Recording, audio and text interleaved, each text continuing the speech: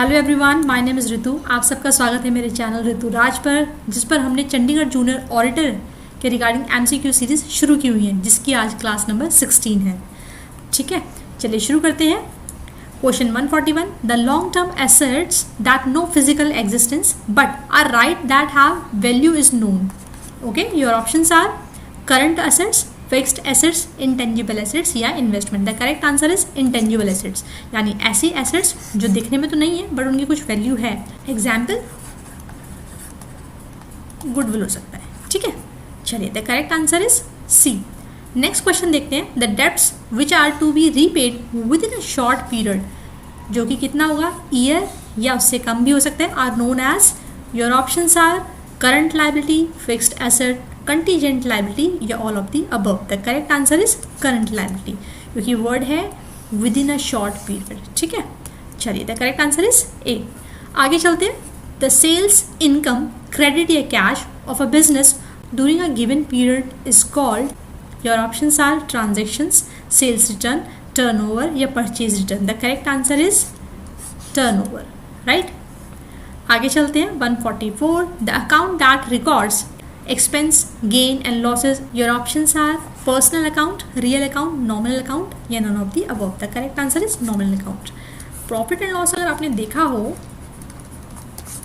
Debit, इस तरफ credit, यहाँ पर आपके सारे एक्सपेंसेस और लॉसेज आते हैं और इस तरफ आपकी इनकम एंड गेन्स आते हैं। ठीक है, अगर टोटल इस तरफ का ज़्यादा है तो वही टोटल इस तरफ जाएगा और बैलेंसिंग फिगर जो निकलता है उसे क्या बोलेंगे, net profit.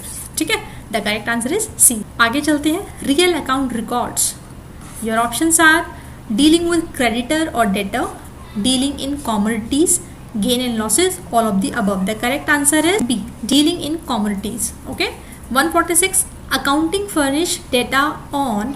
Your options are income and cost for the manager, financial condition of institutions, companies tax liability for a particular year. The correct answer is all of the above.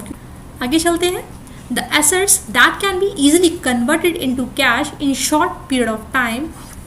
Your options are current assets, fixed assets, intangible assets या investment. कौन सी asset जो easily किस में convert हो जाए, cash में।